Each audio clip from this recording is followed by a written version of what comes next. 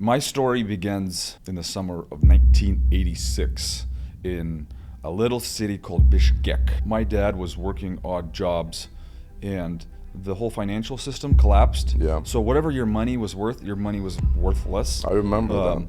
And the factory that he worked at was at the time producing socks. And they couldn't pay him. Eventually they paid him in socks. That was one of the things where he's like, I gotta get out of here.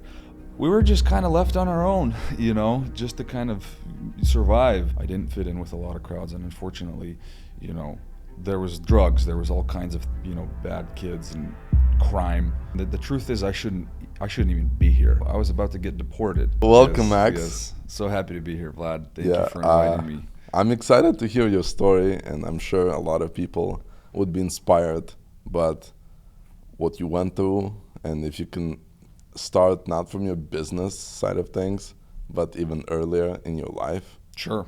And I think it will shine a lot of light on this, on your life. Absolutely.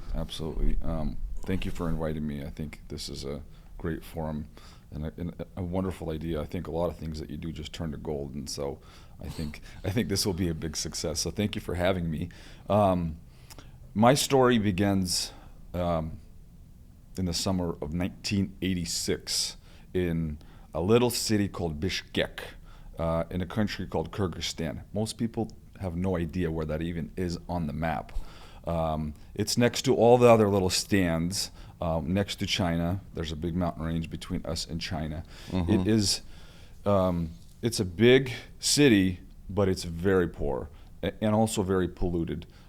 It's beautiful in terms of it's got mountains around it, but it's just infrastructure. The infrastructure sucks, and it's a poor place. That's where we grew up, and I gotta say, the thing that I'm most thankful to my parents is the fact that they got me out of there. That's the number one thing, and I keep saying thank you guys, because it was a big risk they had to take. They had little children, and they were in their mid-30s, and essentially they had to pack, whatever belongings they had in their duffel bags and fly to a different country, and learn a different language that they had. It'd be like me going to, China right now or something. So they like that. migrated from Bishkek to US straight? Yes. How many kids? Yes. At the time they had 4 kids, and then they ended up having 2 more, so I have 6 siblings. Mm-hmm. Yeah, big family. And what year did they come? In 1994. 1994. Okay. Yeah, that's, after the collapse of the Soviet Union. Mm-hmm. So that Kyrgyzstan is a country that was dominated by the Soviet Union. Mm-hmm. So Russian was... But not part of Soviet Union. It was part of the Soviet Union. It was. Mm-hmm. Yeah. And you were 8 years old at the time, and your parents just sit you down and they're like, hey, Max, we're going to America. Yes. You didn't even know what that is. They were like, whatever. Yes. You didn't have TVs in Kyrgyzstan, probably. No No TVs. TV. No TV? We did not have a television in our house. Wow. No. Nope. I mean, people did have TVs, but no. Yeah. No television in our house. Religious reasons? Perhaps religion. I don't know. Probably, we just weren't able to afford it.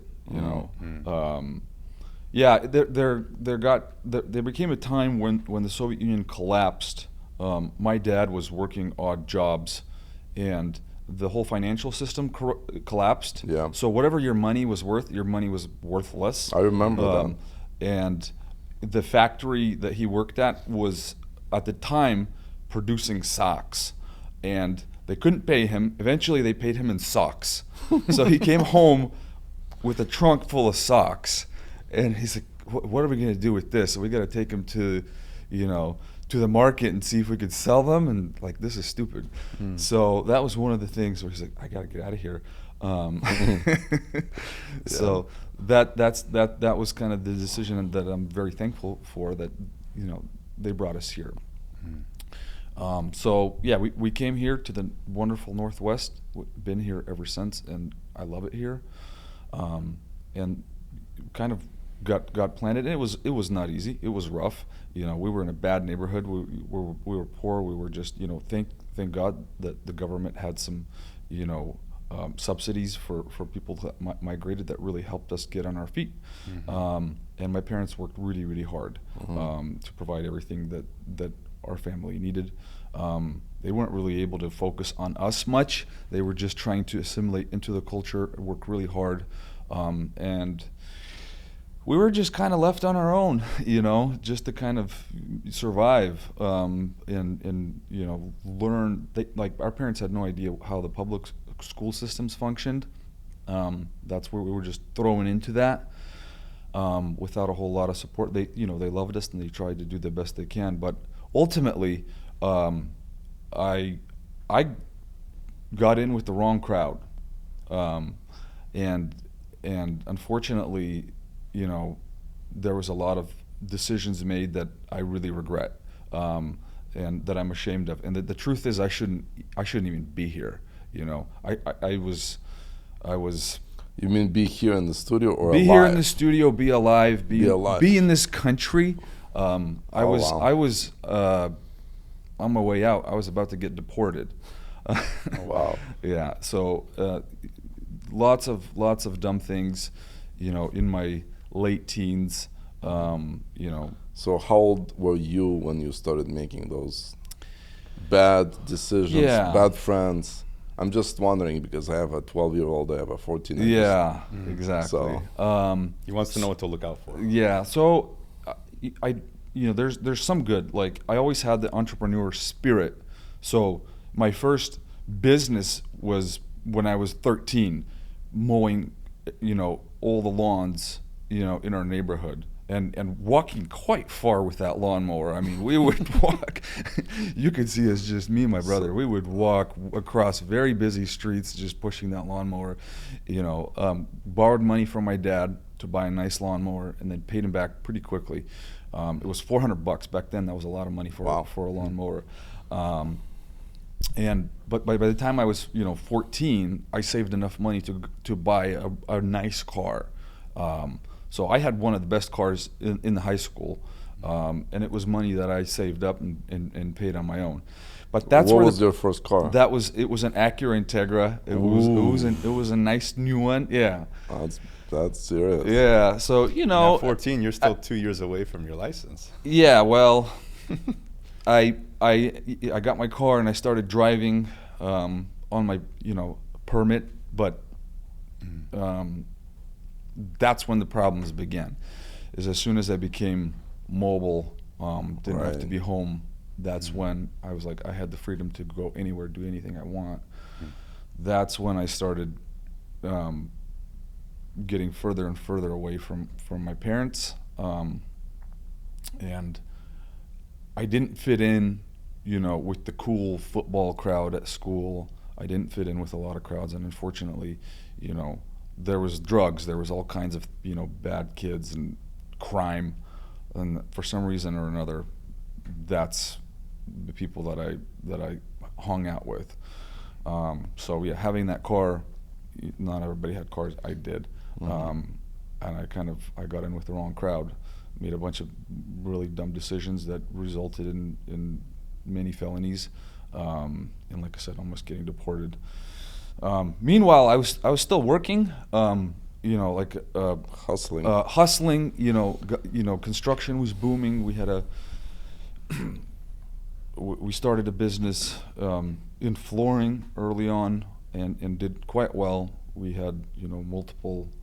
And how old were you at this box time? Trucks. I was 17, 18, 19. We were, we had several crews. We were running a lot of Still in jobs. school or? Still in school. Okay. Yeah, still in school. Started the business. Finished high school. Did a couple college classes, but then pretty quickly realized that I don't need college.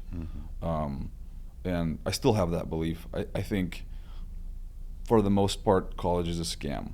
Like, there are certain careers where you do need a college degree, right? If you're going to be an attorney, if you're going to be a doctor, an electrical engineer, like there's certain areas where you need that degree, but as an entrepreneur, you just don't need it.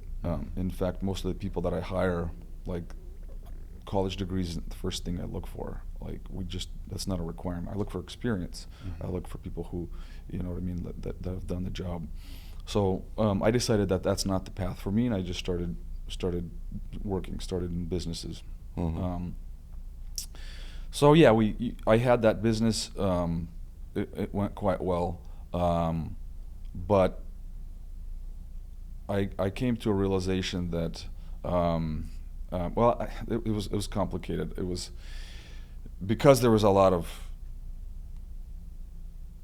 partying and drug use. My partner was also involved. We came to a point where he's like, I can't do this anymore. Like, he actually needed a hard stop, so he joined the military and he was out. And then I was kind of by myself, and I realized I'm gonna sell this business. I need to make a change in my life. And I was like, I knew I was gonna, go back to prison or get deported or something. So I'm like, I'm also gonna join the military, or maybe I should go to church. I didn't want to go to church. I was told I need to go to church, but I'm like, I don't really want to go to church. But that's the thing that made a difference for me. I needed God, and all thanks to the grace of God for the changes that happened in my life. So I sold that business. Started coming to church. Started thinking about the purpose of my life. And then I went on a different career path completely accidentally. This was the time when cameras, like digital cameras, started becoming actually comparable to analog cameras, and I was very interested in that. And I bought new cameras, and I was just interested in photography in general. Would you say you were like a tinkerer? You were always just trying to figure out how things kind of worked? Yeah, like I was always interested in technology and art and digital cameras, and so I was just kind of having fun with it as a hobby, and I would make beautiful photographs. And my cousin at the time saw the photographs, and she happened to be getting married. She's like, "Hey, can you photograph my wedding?" I don't know anything about photographing weddings, and so, but you do great work. I love your photographs. You got a good camera. Why don't you just come and like hang out and photograph? Like, okay, whatever. So I did that, and she loved it, and it was amazing. And then next thing you know, everybody's calling me to do their weddings. And next thing you know, I'm doing 60, 70 weddings a year, and it got really busy. And then all of a sudden started making good money. I was traveling all over the place. Did your past reputation ever come back to haunt you as you were trying to build that and scale that business? They didn't know. Okay, that's fair enough. Didn't.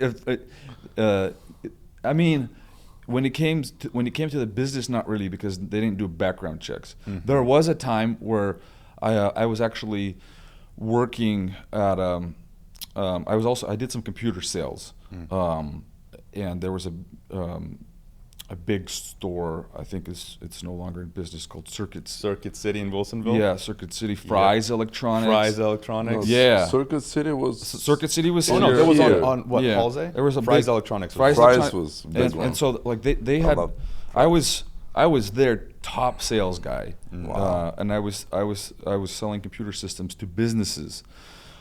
And that was like 6 months into the job. I'm like, cool. Then they decided to do a background check, and they take me to the office. Get out of here. I'm like, oh. Wow. So I'm like, okay, I can't really work jobs like this because, so it did create some problems for me. So that's another reason why I kind of decided, okay, the only way for me to is just have my own businesses. Yeah. Wow. No, it's like buying a house. You're trying to get a mortgage and it's too complicated, or the other option is buy it for cash. So Pretty much. Yeah. same thing here. It's like your own business, you're the boss. Okay. And then what happened? So you're starting to scale this photography business. You're getting all these clients, shooting all these weddings, And what happened next? Yeah, that kept going well for a while. I made good money, and then I met my future wife. We actually went to school together, but it's a good thing that she didn't know me back then because I was not a good guy. I remember seeing her. I saw her. She was a beautiful young lady. I was like, wow, but we were very far apart. She just moved here from Ukraine, and we actually met each other at the church I was going to in a small group, and got to know each other without running the risk of dating. So that was nice. Got to see her in a lot of different contexts, and that's kind of where we became really good friends. Fell in love. We went on a trip to Israel together with a group. Like a mission trip with the church? No, Tourist. It was a group trip that our church put together. I think there was other groups involved, and we toured the whole country of Israel together. And on the last day in Jerusalem at the Jewish quarter is where I proposed to her. Oh wow! I figured holy place, she wouldn't be able to say no. But none of you guys are Jewish, right? No, it's just no. It's not symbolic. It's just Yeah. it was cool. Yeah. That's Okay. That's when I proposed to her, and 6 months later, we were married, and now 13 years later, and 4 children. Best decision I ever made. Happily married. Praise the Lord. Yeah. So she is definitely a big reason why I am who I am. So I'm very, very thankful for her. But in terms of the business, I was traveling a bunch, and it was a lot of weekend work. And then I realized this isn't really a career path. This is cool as a young guy because you get to travel and hang out with all the bridesmaids.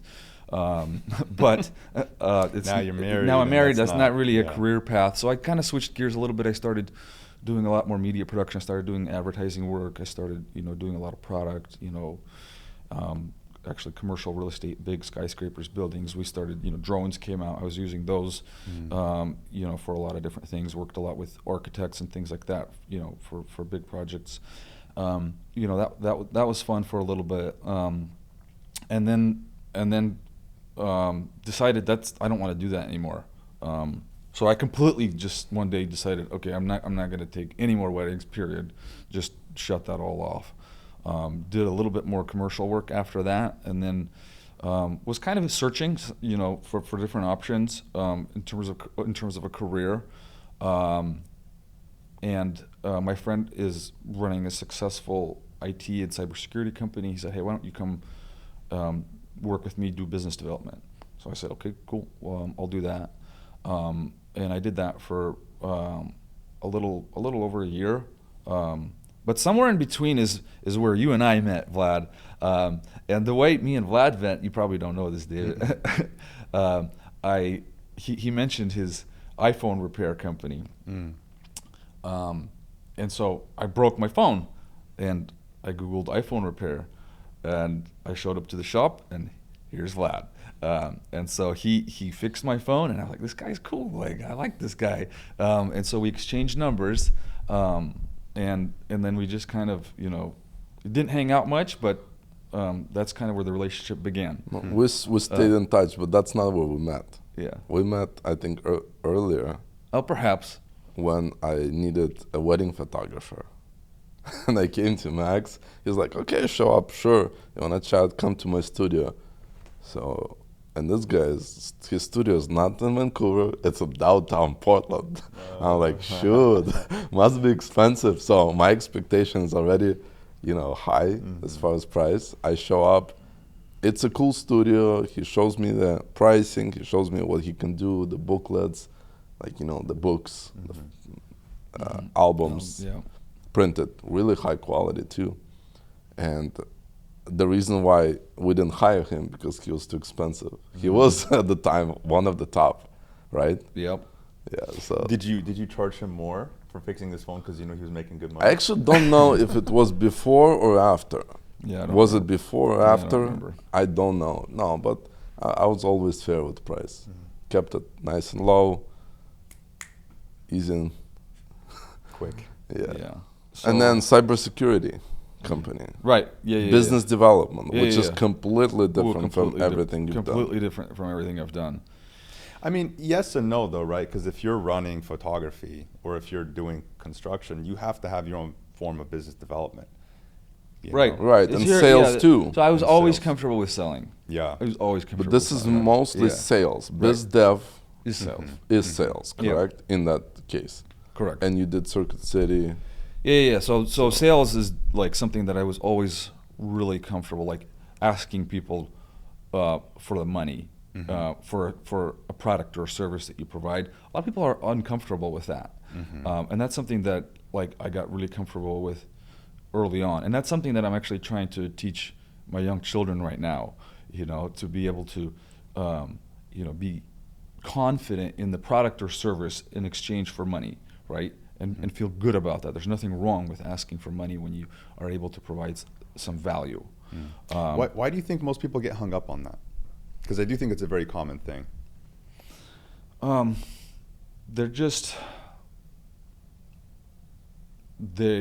They're not confident. They might think that they're selfish. There's a lot of different reasons. They're not used to it. Like, there's definitely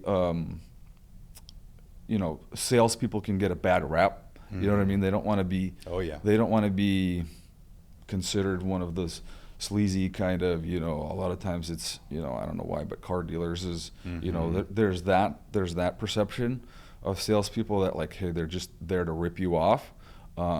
So there's definitely that perception out there, which is unfortunate. But if you are able to provide a good product or service in exchange for money, like that's nothing bad with that. Like that's great. Like you're trading for money. So that's something that I learned how to do early on, and had confidence. And so I was able to build bring a lot of business to the company early on, and I had no idea of anything about the industry. Like I still don't know anything about cybersecurity. When you got there, did they tell you what to do, or you're like, okay, this is the problem, and you just created a solution, you created a path?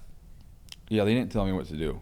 They just said, we need more customers, and here's some of the type of customers that we have now. Find us more. Yeah. And how did you That's do it. that? What was your first step? Did you open up a Yellow Pages? Did you get on Google? Did you start passing out pamphlets, business cards? How did you start? Man, scaling I that? did all kinds of things. Everything from hosting events. I mean, ultimately, you got to understand who are the decision makers, and those are the people that you got to get in touch with. So, however, you got to do that. So you got to be where they're at. You got to know who they are, what they do, where they hang out. All of those things. So host events. Did you do canvassing, door knocking? Oh yeah. You did that. Oh yeah. So Absolutely. you go to the business. I would just show up at the business Yeah. totally unannounced. Like, I mean, here's who I am. Sometimes this you'd is get the kicked hard out. part of That's the hard business. part. Yeah. That's actually, I think sales is number one skill as an entrepreneur you have to have. Right. Everything else, it doesn't matter what you sell. If you know how to sell, you can sell socks. Probably the answer to your question earlier is why people don't like it is because you're gonna get a no, or you're gonna get out of here. Rejected. Even. Like you're gonna get rejected, and once you get rejected a couple of times, people give up. They're just like, this sucks. It's not a good feeling, And so you have to get over that in your head. You have to be able to say, they say no and you say not yet. You know what I mean? Like it's you change that in your head. So you got to figure out, okay, why no now? Maybe tomorrow. So you don't give up, and you keep that deal going. Yeah. So I would get out there and I turned a lot of no's into yeses. That's persistence. I had with Medicare, you're trying to build this book, and I was never trying to buy leads. I was always just trying to do guerrilla marketing, and I would have bingo nights and go to assisted living facilities, and it's lunchtime and I'm just sitting, walking around, handing out business cards, So it's a grind, to be able to identify where you need to go, and those positions are uncomfortable because sometimes like people don't want to be sold to. They're like, get out of here, like, oh, I'm going to call the cops. It's like, okay, sorry, sir. And you still leave your business cards and you just, skedaddle. But it's good. Yeah. Yep. So, yeah, you got to completely get out of your comfort zone. And then you get used to it. Mm-hmm. Yep. So you're now scaling IT. You're getting all these accounts. You're getting all these clients. And then what happens next? What happens next is Vlad gives me a call and says, hey, I got to tell you about a new business we're starting.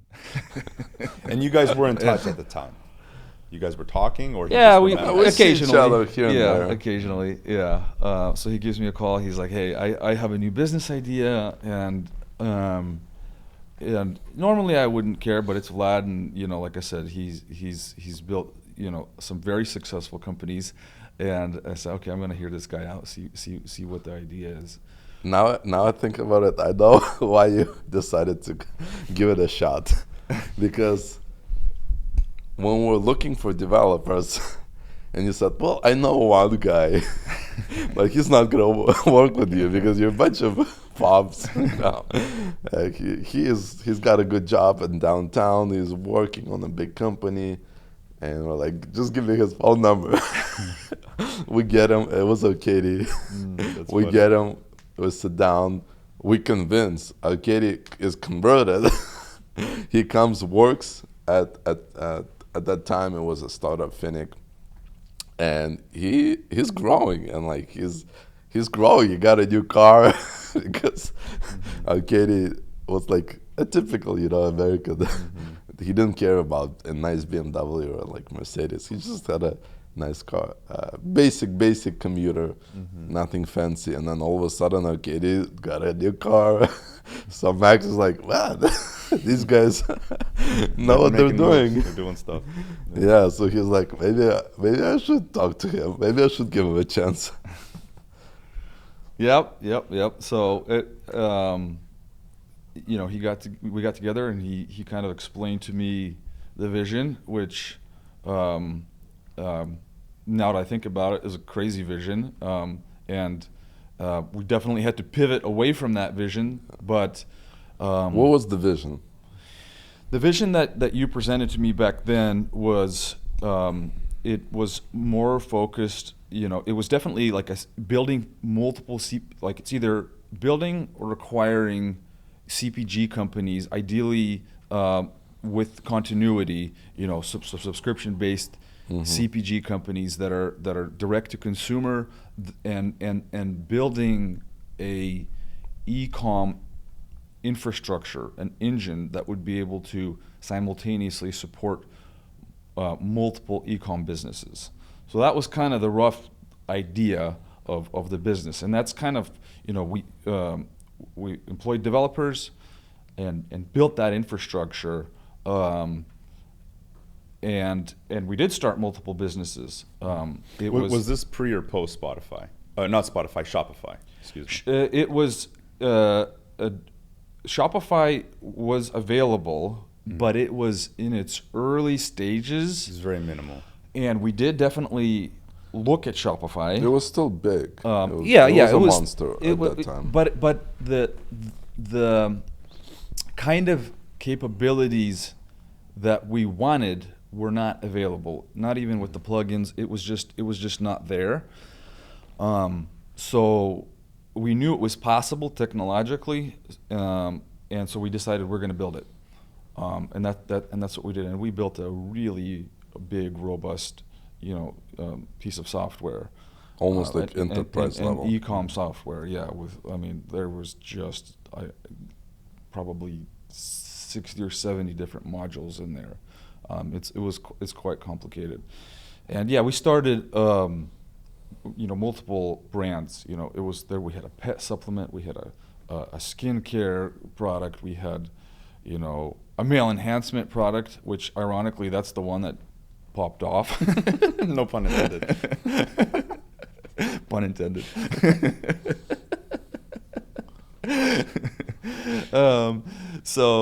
But we needed it to polish the platform. Yeah. Right. Exactly. So we were thinking about the marketing and the sales part, and then we got it working. And however, the margins were awful. And we were at that point. I mean, it took us about a year to build the software and just kind of understand the lay of the land. This is a completely different space that none of us had any experience in, which Now, is, if you think about it, it's kind of crazy. You had the brands that you were building, but were you getting other brands to come and service and use this product from you? No, it wasn't supposed to be a SaaS. It was kind of like an internal tool. yeah, like the idea of the business would be like an aggregator type of business, where you aggregate multiple brands, you know, under one roof. So when we got, you know, some of the companies working, and then we realized that the margins were terrible, but we learned a lot during the process, and we realized that we really like the health and wellness and supplement world, and that's the space that we wanted to really double down in, because all of us in the company, you know, we really believe in, you know, in taking care of yourself physically, mentally, and, you know, eating healthy. And so supplements really fits in nicely with our own core values and our own, you know, our own deeply held beliefs. So it was products that we take ourselves, that we believe in, and then we feel really confident about promoting things that we know are good. You know what I mean? So like, let's make the best possible products. It's easy to sell what works. Yeah, exactly. You So, know, you know, a good salesperson can sell anything you want. yeah. Even a bad software, even a bad service. But it's much easier to sell with quality products. And up services. until this point, did you ever dream or have an idea of having a supplement brand? Or Never. Never. Now, in retrospect, if I go back to my early days, and I talk about the health side of things, you know, when we lived in Kyrgyzstan, a lot of the food that we ate was bought at the farmers markets. And we did have early kind of supplements back then. My parents and my grandparents, my grandpa was really into this stuff. I mean, he had all kinds of tinctures and plants that he would grow, and he would make his own extracts, and they would make us, you know, take these things. Right now, a really popular one is called shilajit. And I remember as a kid, they would always use that. It was used topically and ingested. And right now, it's a category that's blowing up. So Sounds like we need to go to Kyrgyzstan and find the next trend, something they're doing in the mountains, and bring yeah. it to the U.S. So there's this kind of combination of like taking some of this, you know, ancestral, you know, wisdom and combining it with modern science. That's kind of part of our, you know, core and our mission statement. And you know, now we have people that are much smarter than I that work for us. You know, for example, we have a PhD in nutrition that understands the ingredients and how they interact together in the body, and so she helps make the formulations. So yeah, now we're up to about 60 different formulations, but we started with one, and we got in early on. We got into the cardiovascular health space, so heart health. And was there a reason why you got into that specifically, or was it? Well, we created a product early on, which is still our bestseller. It's called nitric oxide. You know, they're ingredients for the production of nitric oxide in your body. A lot of people don't even know what that is. Nitric oxide is a type of gas that your body makes, which is actually very important. It's kind of the guy that discovered it won a Nobel Prize. Nitric oxide is a signaling molecule that communicates to your blood vessels to dilate, to open, and kind of relax. So does it lower blood pressure? Absolutely. Okay. Yeah. So so you want your heart is pumping about 2,000 gallons of blood throughout your body every single day. So there's like thousands of miles of blood vessels that are circulating and delivering oxygen and nutrients, and you want that system to be operating well. And nitric oxide is a gas that makes sure those highways are working properly. Because as you probably well know, cardiovascular disease is the number one killer. Yeah, and it has been for a long time because the cardiovascular system stops functioning properly.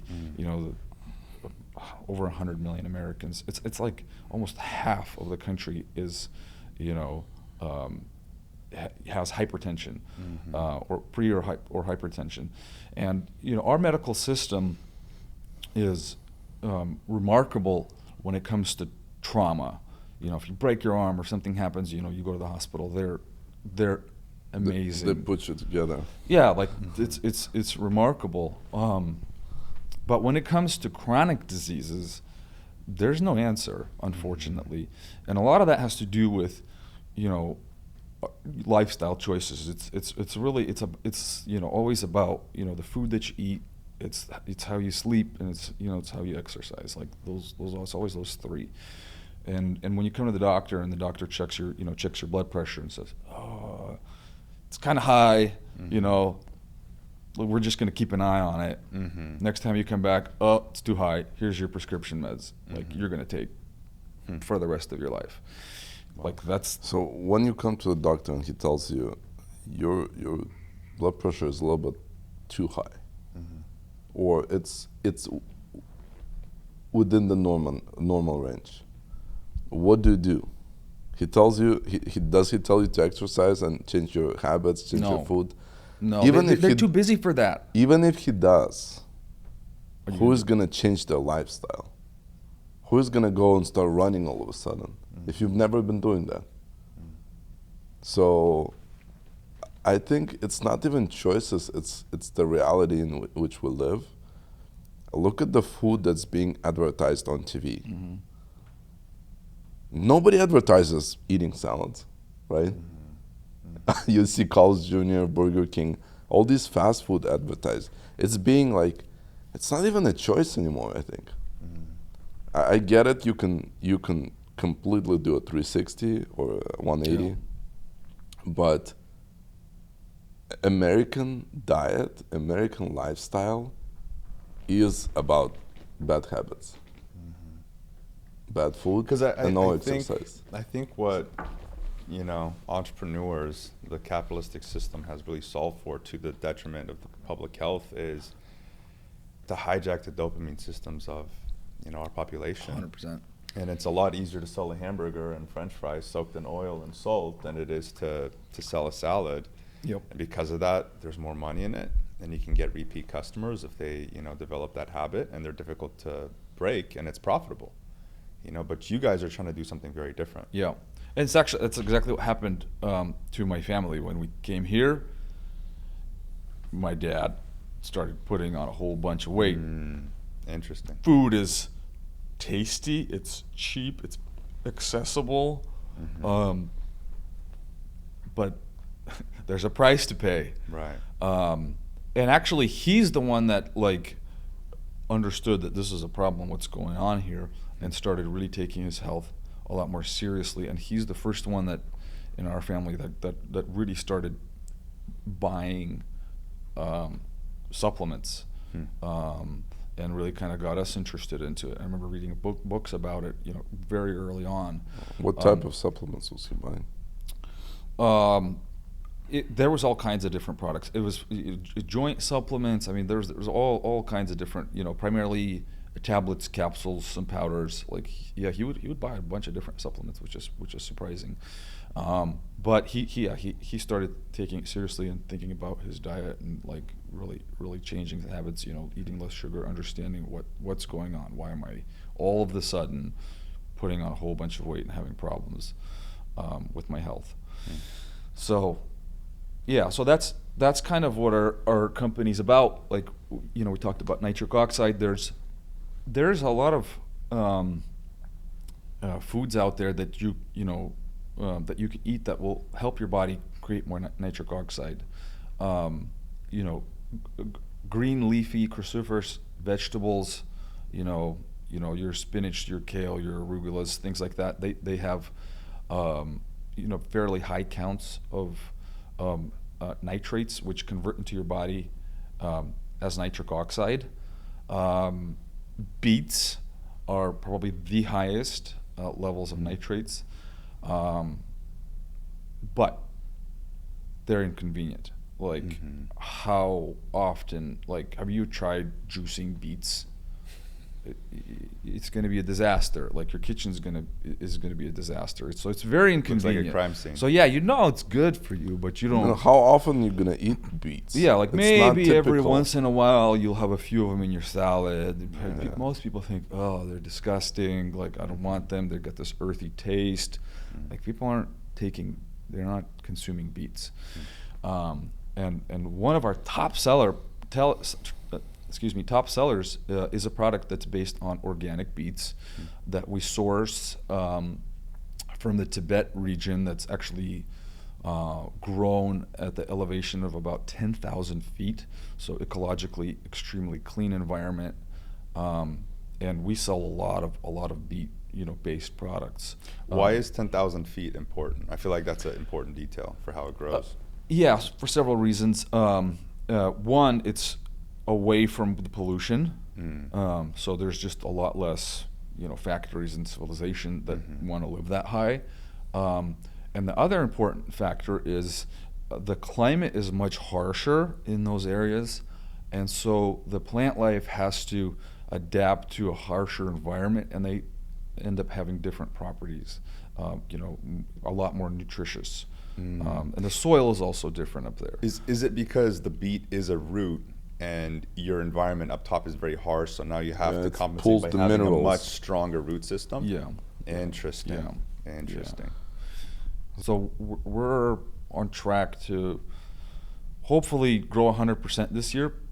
We'll be pretty close to that if everything, you know, keeps going the way it is. We're kind of just got through the second quarter of the year, and so we'll end up being somewhere in the 70s. So 70 million, 75 million, something like that. In sales. In sales, yeah. We've been profitable for 3-4 years. You know, fairly decent margins considering the amount of growth. The company's, you know, about 7 years old. We started in late 2019. Like I said, we just started with a couple of products with some friends that really didn't know the space, but really believed that we could create excellent products, and we knew that we could, you know, we just had a kind of a determination to succeed. And so yeah, we, you know, the first year we did roughly, you know, 2 million, and then 6 million, and then 14, and then, you know, last year was about 36, something like that. And so we just kind of kept going, and we kind of expanded our product line. You know, we've got a whole lineup of, you know, targeted, you know, health products that are, you know, very clear to understand. Like, the names are important. I think, like, we got product that have heart health, joint health, you know, liver, kidney health, all of those things, cholesterol health. So we think about, like, you know, when we formulate, you know, a product like joint health, we think, hey, what are the best, you know, clinically studied ingredients that we can use in combination with proper dosage to actually make a difference? And that's how we put together products. So, yeah. How big is the team? The team is about 45 people, and part of the reason it's so big is because we don't outsource a whole lot of things. We have our own fulfillment center. So yeah, we warehouse everything ourselves, and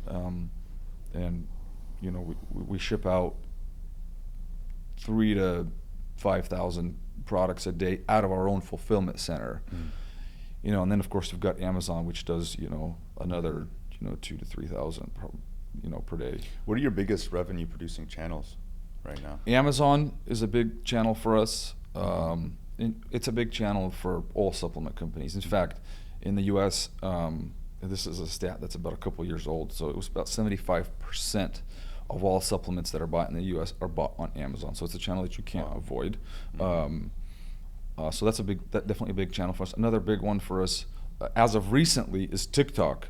So that, in fact, in April of this year, we won an award from TikTok because we were the #1 top selling brand on TikTok. And TikTok is a pretty big platform. There's 150 million users. I mean, it's a really, really big platform.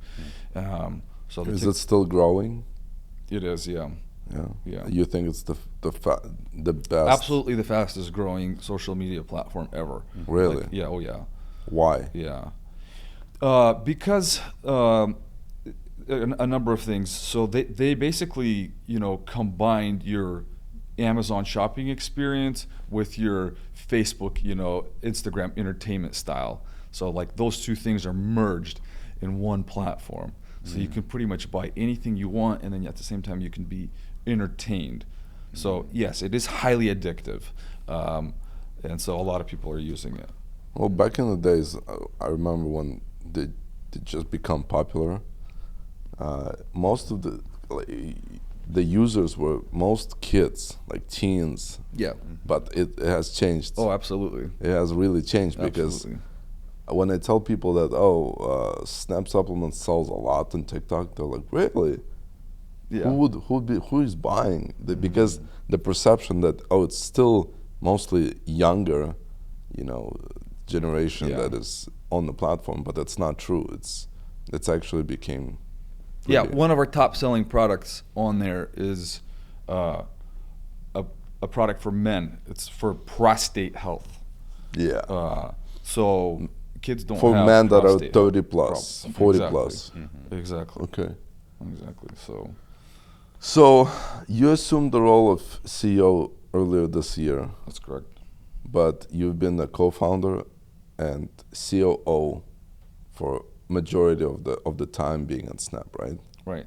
So you've built this from scratch. Pretty much. You've been there. You've been through everything. 45 people. It's obviously startup culture, so there's a lot of work, hustling. Yeah. You're currently managing, I believe, more than 10 people, right? Yeah. So that's a big project that we're undergoing right now. We're going through this evolution, you know, adaptation as a company from being, you know, a scrappy startup where titles don't really matter. You just do whatever needs to be done and get the job done, to a little bit more structured, a little bit more corporate. I don't like that word, but unfortunately, as the team grows, you have to make those changes because, you know, like it was efficient, but now it's no longer efficient. And it's also, I took a look at our org table and I'm like, I have 21 people that are direct reports to me, which is part of why I'm going crazy. That's completely unsustainable because we didn't have a middle management layer. You know, we were just, everybody's getting their job done, but there's a certain time where it just doesn't make sense. So, yeah, we're working with an excellent HR consultant, and we're kind of reorganizing our org table right now, because that's, you know, the bigger you get, you know, you know, who reports to who really matters. Your job descriptions really matter. Your titles actually start to matter. You know, I didn't care about my, you know, titles for a long time, but now they actually I hired a guy yesterday, and the job posting on LinkedIn, you know, said director, and then the job offer said manager. And he's like, no, I'm not going to sign that. Like, the listing said director. Like, it's down to all the little. I'm like, yes, that's correct. It is a director. it is a director level job, so we have to change the offer letter and say, so it's a. And for a lot of people, the title means a lot. Yeah.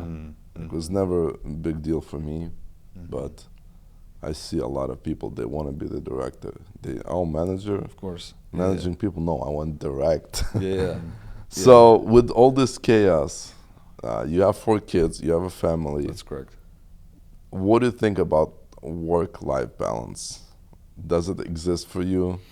How do you deal with it? Because you also do sports, you do hunting, you do a lot of other activities you're an outdoors guy. Yeah. You like to be outdoors. So how do you do it? Is it even possible? So for me personally, having this balance is about having, those priorities correct. So for me, I prioritize my relationship with God.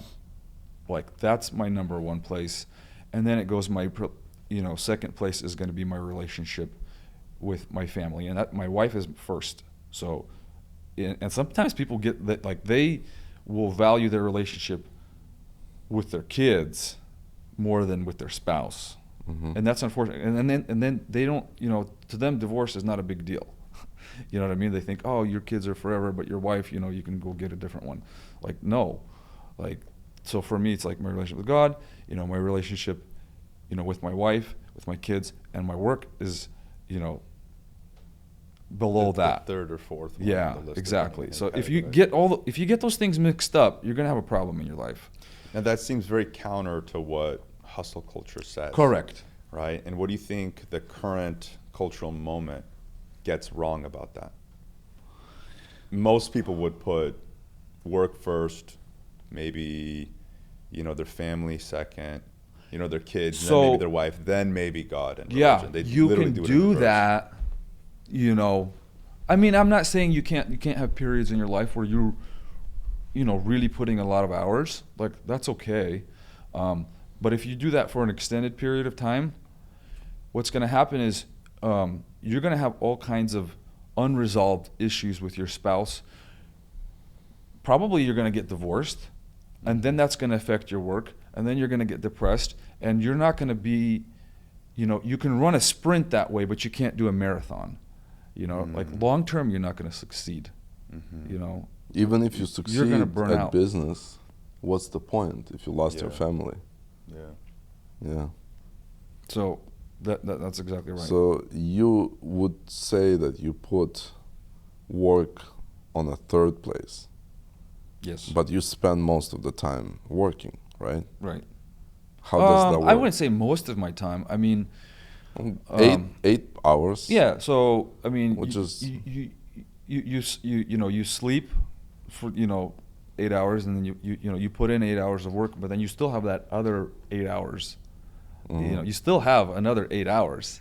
And so what you do with that time actually really, really matters. That leisure time of, like, so being intentional with that time is actually incredibly important, because it'll reflect back onto your work hours and your efficiency there. So exercise is really important. What do you do? Well, we invested in a gym, for all of our employees. So It makes sense. I It's a supplement company. Yeah, I have a gym at my house, and then I also train, in jiu-jitsu. So What belt are you? so the funny part is I go to the advanced classes 3 days a week, right? And I've had the what they call a candy belt. It's a blue, white, blue, and they for a long time. And it's my gym is like you have to pass like a rigorous test, and every time they do the test, I'm traveling. So I've been at it since COVID. I mean, it's going on 5 years. So I probably have. I actually have it tracked. It's close to 500 classes. So there's a lot of hours I put in there, but I just I need to go. So you're not just making excuses. It is a legitimate. I need to pass the stupid. reason. Yeah, I need to pass the stupid test to get the belt. But for me, it's like what belt is it going to be? The belt system in jiu-jitsu, you start out with a white belt, and then you get the candy belt is kind of an intermediate. Like, hey, you're basically a blue belt, but you need to pass the test. I just didn't do the test. Then you get your blue belt, then you get your purple belt, and you get your brown, and then you get your black. Like, black belt is gonna take I have the black belt. 15. Yeah, right. Yeah. So Actually, I didn't pass the test. I just bought it. Yeah. No problem. There's always a shortcut somewhere. So Max, you're a successful entrepreneur CEO. What does your day look like? Well, so the day, in order to start the day correctly, you have to go to sleep on time. Okay. Right. So What time do you go to sleep? So I try to be in bed by 9:30, 10 o'clock. Doesn't always work out when you got little children. Right now it's summer. There's a lot of activities. So it's not perfect. I'm not like. But 10 p.m. you're in bed. I definitely try to do that as much as possible. Like, and then 3 days a week, I'm in jiu-jitsu. So Mondays, Wednesdays and Fridays, class starts at 6 a.m. So I'm there for 2 hours, Wow. and That's a big commitment. it's great. I love it, and it's like it brings me so much life and vitality. I come to the office, and I'm awake. Other thing that happens is you have hormones like cortisol that you have a fixed amount that is going to get released throughout the day, no matter what. And it's really good to get that going early in the morning. And there's a number of ways you can do that. One of them is waking up and like seeing the sunrise, the sun on your face. Another one is physical exercise, and the cortisol helps you wake up. But if you didn't get that released, and you come to the office and you run into a problem, your cortisol spikes, and that turns into stress now. So I get all of that cortisol into my body. It's released early on. I'm alive. I'm awake. I'm kind of, you feel like you own it. You come to the office and you see some people that are just, one of their eyes is still closed. They're still half awake. So it's really good for me to do that in the mornings. And the other part is that in the evenings, it's very difficult when you have a family. And I talked about those, 8 hours that you have. Like I want to be with my kids. I want to be investing into them. I want to be always present at the dinner table. I always want to be eating together and sharing and doing life with them, with my wife. So I can't go and train. So I'm there. That's part of why. So your evening, you don't do much activities like that don't involve family. Not much. No. So no boys trips, no boys hiking, and all Not that. really. No. Sometimes, but yeah, it's fairly rare. We'll sometimes go on a guy's trip or whatever. Like I'm going to be going to Alaska here in a couple of weeks. We do. No that. boys' nights. That's what I meant. Yeah. Yeah. Yeah, that turns into drinking, and we'll do that sometimes, but it's like, it's. Yeah. So a perfect day, 8 a.m., 6 a.m., you're at jiu-jitsu. So you wake up 5:30. Right. 5:30 jiu-jitsu. 8 p.m. you're done or you're home. It's like usually about an hour and a half to 2 hours, depending on how long I stay there. But yeah, I go home, shower, and I'm like. 9 a.m. you're in the office. 9:30, yeah. Okay. And 5 p.m., 4 p.m. Yep. You go home. Yep. Stay with the family. Yep. And that's it. Exactly. Okay. Rinse That's your and repeat. perfect day. Yeah, exactly. Okay. So to switch gears a little bit, I think there's a lot of young men now who they don't know what to do with their life. They know they want to make something of themselves. They know they want to succeed. They have a work ethic. They just don't know where to direct their time, energy, focus. And you have a lot of people trying to speak to them. You have guys like, Joe Rogan. You have guys like Andrew Huberman or like an Andrew Tate or whatever. And I'm just curious, what would you say to like a young 16 to 18-year-old? They're coming of age. They're, if not yet a man, they're becoming a man very soon. and they want to become successful. They want to make something of themselves. They don't have a lot of skills. Let's just make this as the assumption, right? They don't come from money. They don't come from wealth. But they want to just scrap and try and be an entrepreneur and succeed. What would you tell them? What direction and advice would you give them? So the first thing I would say is your immediate circle is really important, and you can shape that early on. So something like the 5, you are basically the average of the 5 people you spend the most time with. And early on, that really, really matters. So be really careful with who you spend time with, who you associate with. And the other part is don't be afraid to come up to people that are accessible to you. Obviously, it's not going to be a Joe Rogan, but there's people that you see in your life. Maybe it's your uncle, maybe it's this or that person. Don't be afraid to come up to somebody that maybe you haven't met, but they're kind of an aspirational character that you're like, hey, this guy's got something that I want to learn from. Don't be afraid to come up to them and ask for their time, ask for their advice. In fact, like, I think that's why we're here. Like, we want to give back. I firmly believe that we are most prosperous and most successful when we have the attitude of being a conduit, a channel. So you receive, and then you pass it on. Yeah. Like that's what I believe. That's when if you have this attitude of just go take what you can, and hide it, and just like, so what for? You're going to be miserable. And so if you're a young man or a young woman, and you're trying to understand yourself, like there's a lot of things that you have to learn about your own identity, your place in the world, your career path. There's a lot of questions. That's okay to have these questions.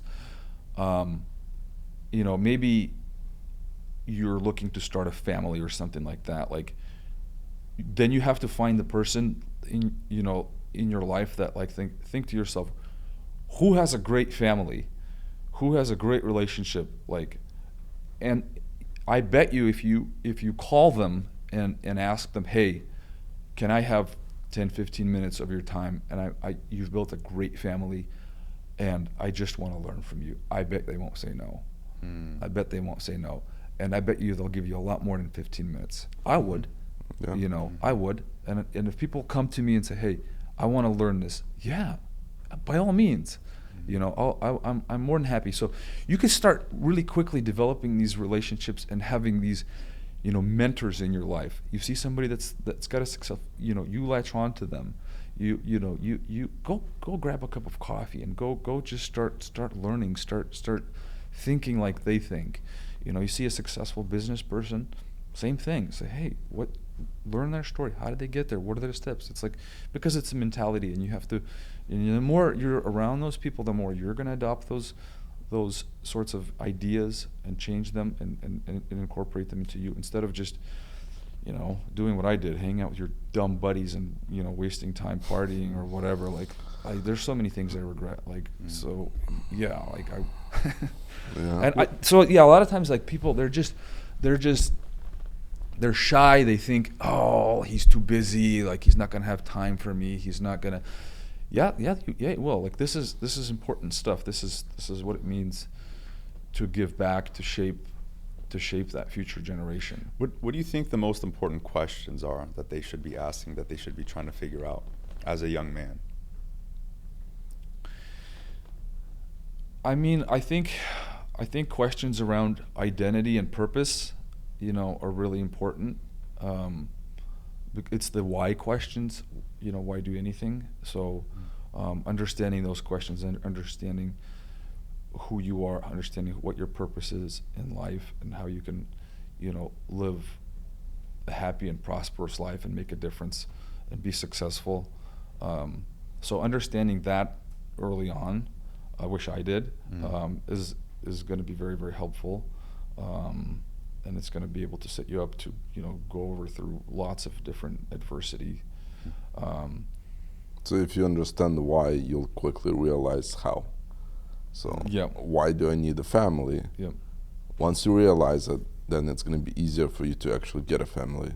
Same thing with business. So I like what you said about the 15 minutes. And it's rarely that a person will not have a somewhat connection or a possible connection to someone successful.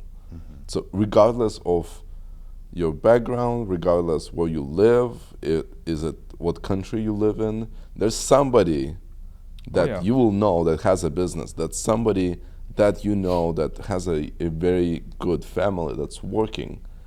And my idea with this is, if you're looking for answers, just the most important question is why it works for you. Why this business works for you, why you are successful. And if in 15 minutes a person can tell you why they're successful, why their family actually works and they're happy. So asking that question is pretty important. You said, what do you ask? It's like, okay, Max, I see that you're able to juggle, family life balance. Max, how do you do it? And he tells me, hey, I actually turn off my phone. I don't check my Slack after I'm home. When I'm spending the dinner table, that's something that I need to work on. You just mentioned that. Another important rule that we made in our family is we don't ever bring technology to our bedroom. So our phones are they have a designated spot where they get charged, and it's not upstairs, it's downstairs. They always get put there. And people are like, oh, what am I going to do? How am I going to wake up? That's my alarm clock. Buy an alarm clock. Like, I'm not a morning person. It's so hard, blah, blah, blah. I have an alarm clock that is, instead of like some kind of blaring, siren, which is stressful, it's a light that mimics the sun, and it gradually turns on.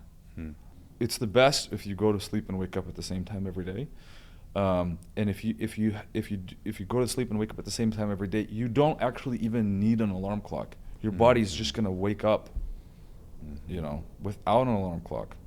So true. Yeah. So I'm curious. I've heard it said many times. It's not the money or the success that makes the man. It's the experience that got him there. It's the journey.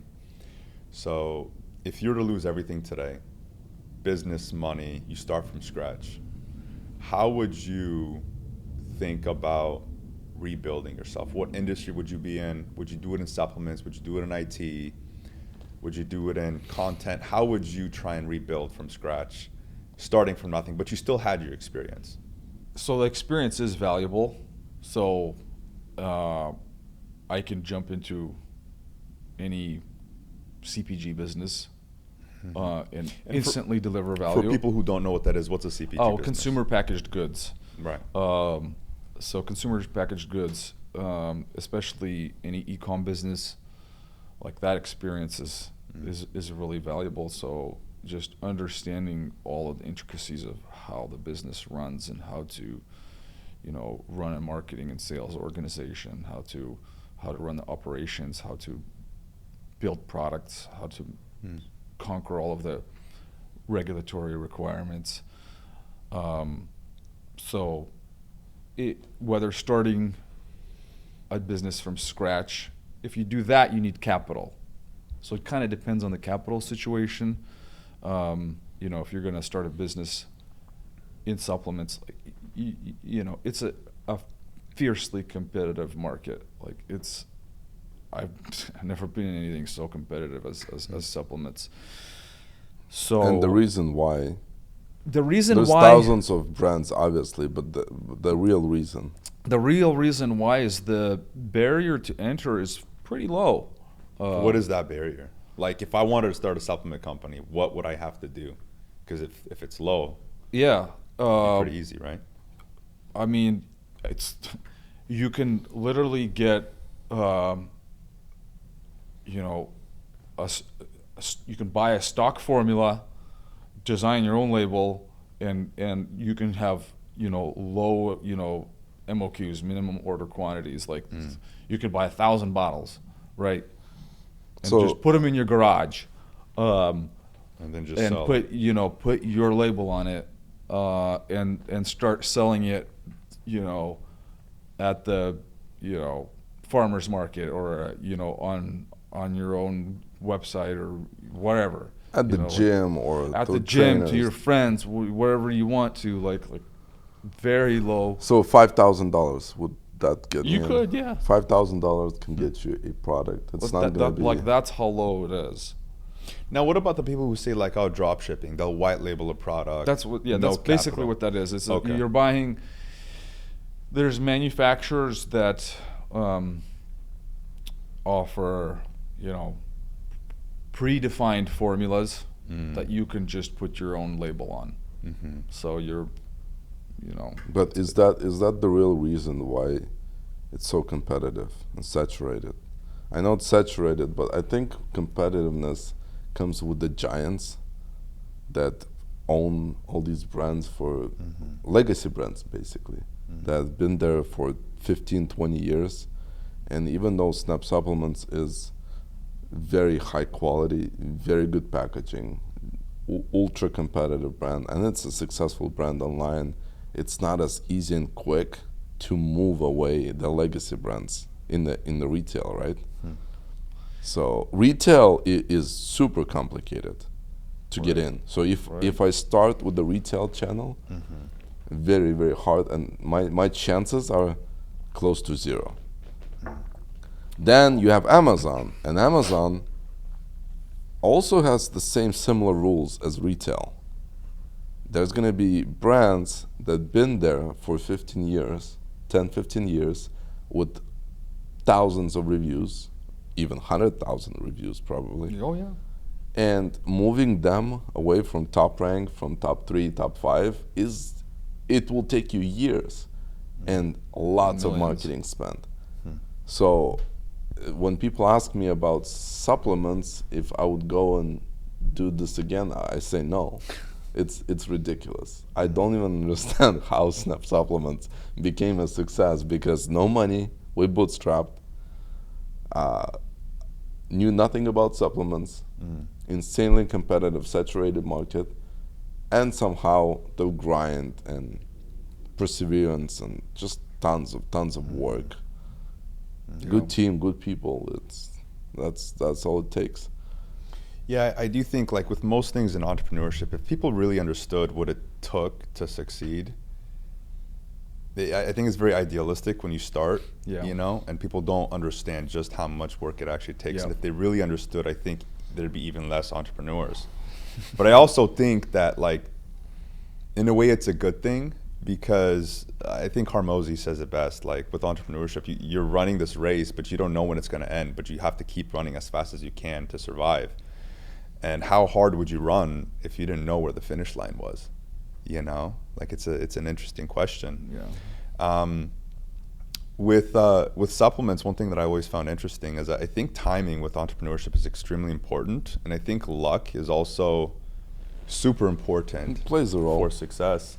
And I think what the best entrepreneurs can do more often than the not successful ones is that they're able to position themselves where they can get lucky more often, right? So like Instagram blew up, but Instagram's success was largely attributed to they came out with their platform at the exact moment when the camera on all the phones were capable of taking pictures that were worth sharing.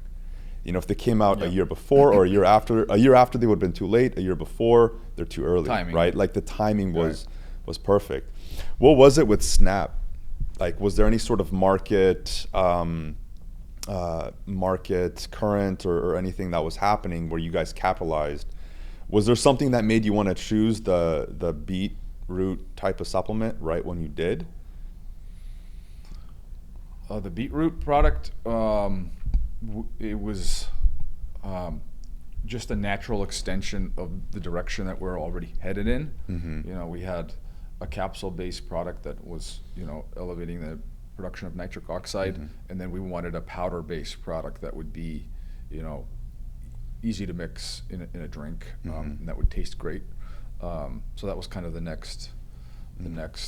And was there already like a powder-based nitric oxide type of mix on the market? Yes. Yeah. Oh yes. Okay.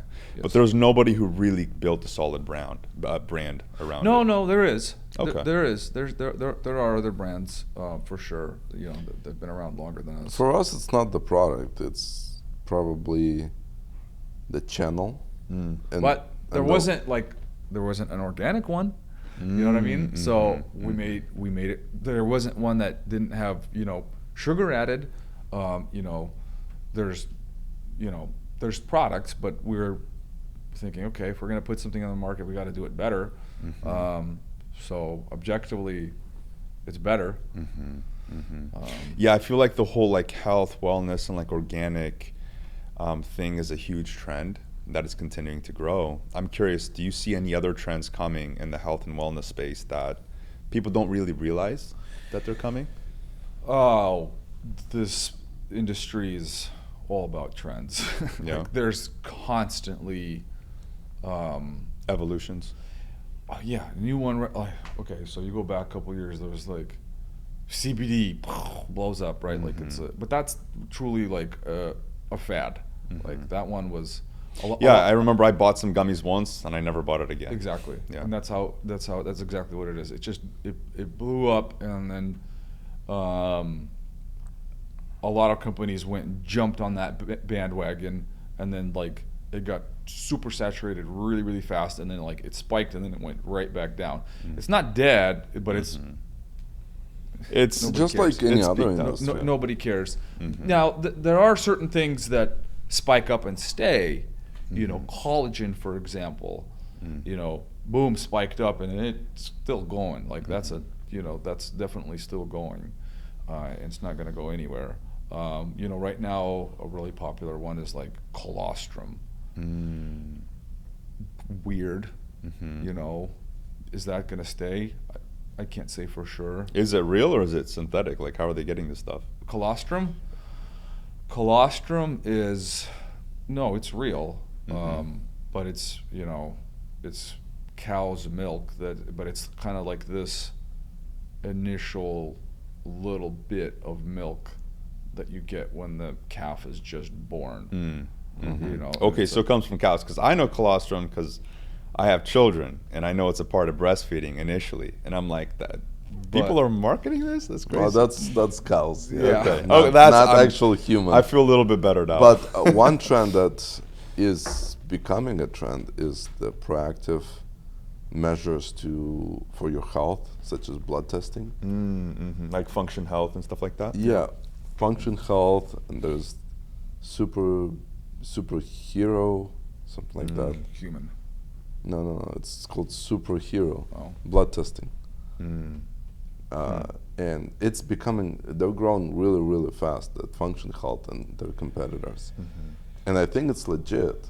I think it's not really a trend or a fad, but it's something that is needed in the health and wellness space. Yeah, I think it's absolutely needed, and that's kind of it's going to go more and more into that direction. Like when you go and do your blood work, have you seen those reports? Like, it's hard to make sense out of what any of that means. Yeah. Like, so when I get blood work done, I just throw it into ChatGPT. There you go. And then it's like, well, this and this and this. I mean, everything comes back normal for me, thank God.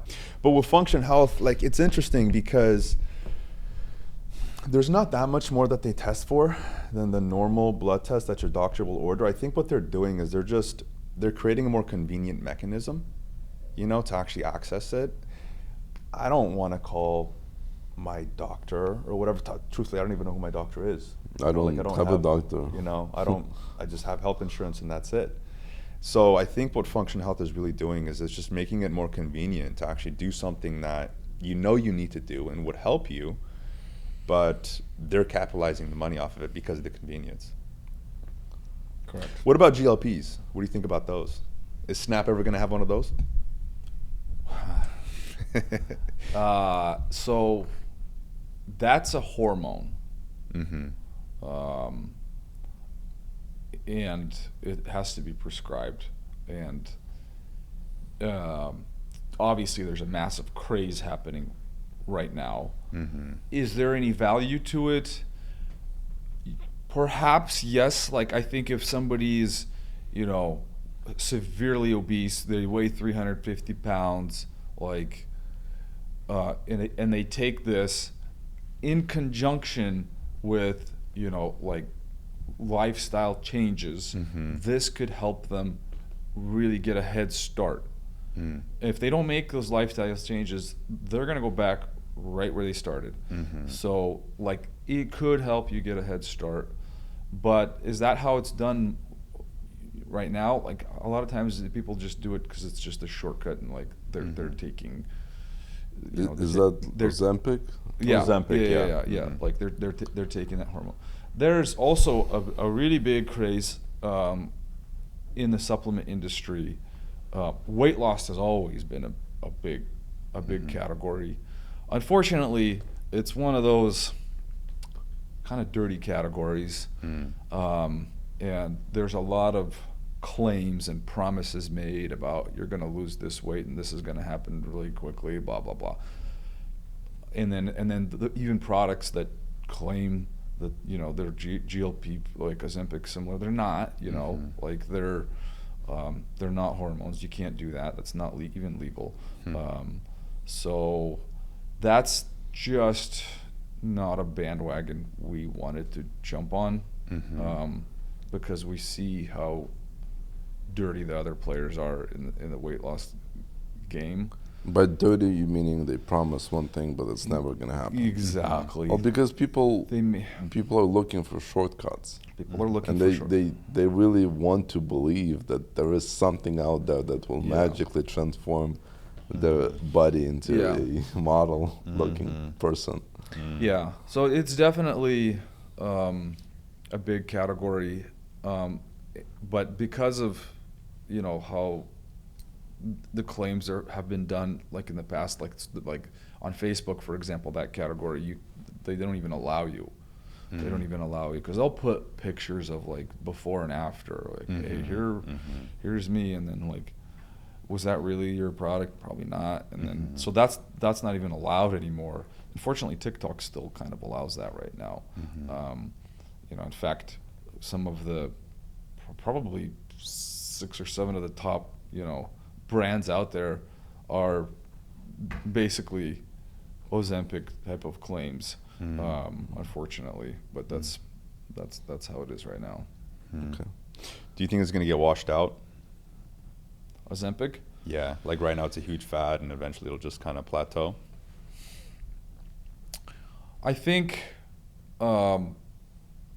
there's probably going to be more regulation, and people are going to have to come to terms with the consequences, because I think the negative effects of taking this haven't really been made too obvious yet. So, but they're there. Yeah. The So side effects. Yeah. So I think once the negative effects start showing up more, like, people are going to think twice. But yeah, we'll see. I want to wrap it up. So 2 questions. Where do you see yourself in 5 years? And the second question, I give you both so you have time to think while answering the other one. The second question is, what is one thing that you're most proud of? Aside from your family, obviously, kids, you have beautiful kids. Thank you. Just like materialistic things, maybe your sport, jiu-jitsu, maybe something. I'll start with your first question. So, where I'd like to see myself in the future is, Short future, like 5 years, maybe Yeah. up to 10. I would like to be the guy that is, inspiring my team to not just, not just like right now I'm helping them to, do the task that's in front of them, but I'd like to be more deeply involved with people and help them become a better person. Mm. You know what I mean? I would like to help inspire them, overcome other challenges so they can succeed in all areas of life, because and really help people like identify like who are they, And you're talking about your company, Yeah, or everyone around. as many people, as possible, because I think So you want to become a life coach? uh, I think life is about, it's not about, acquiring things or, even having a bunch of great experiences. I think it's about becoming the best possible version of yourself. Mm-hmm. Over against, the fake,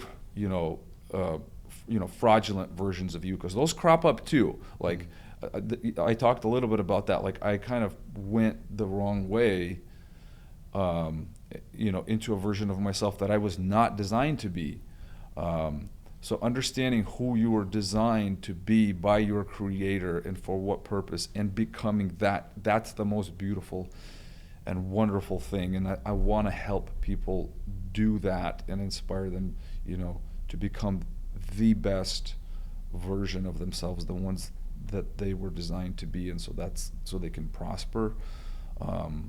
So I see myself doing a whole lot of that in the future. A lot of that has to do with, developing these qualities of, it could be self-control. Like, I really believe in that. It's actually, that's something that's spoken of even in the Bible. Like, self-control is a highly prized virtue. In our culture, it's like, humility is another virtue, over against pride. So, yeah, I guess, back to what I said, just kind of being more of a conduit that can speak into the lives of people, That's beautiful. be inspiring, great achievements. Yeah, like, I don't know. my family. I mean, I guess a lot of the things that we already talked about. Really, like I said, it's, I shouldn't have been here. There's so many situations where I should have been dead, or should have went to jail for a lot longer. I've been there twice. I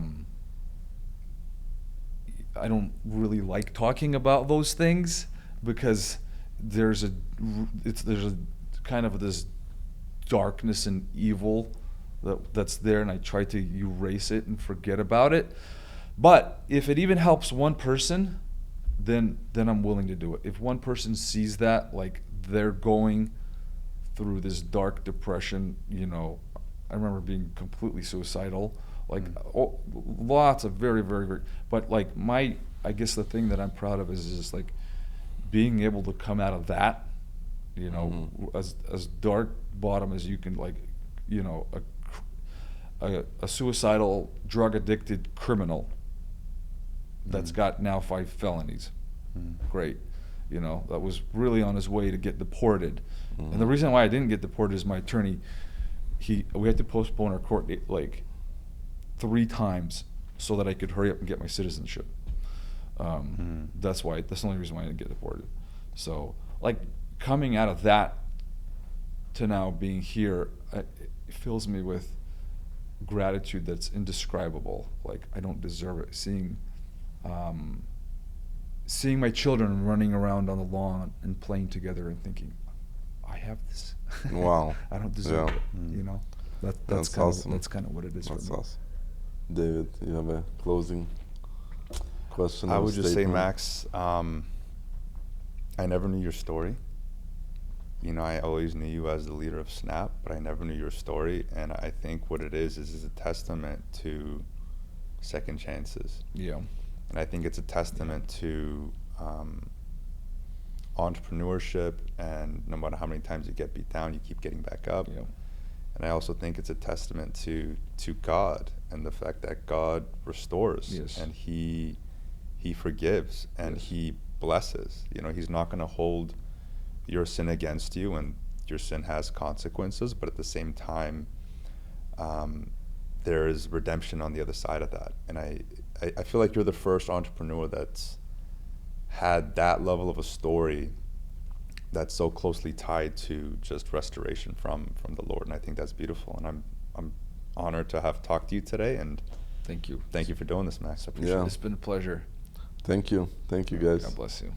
Thank you for watching this episode of Matchbox. I hope you really enjoyed it. Took away some gold nuggets for your business, for your mind, and for your life. My goal with this podcast is to bring compelling stories that will inspire you to do greater things, to start something new, to improve what you have, and grow your mindset. And now let's stay connected. Please comment down below. Let's share it with your friends so we can bring more quality content to you.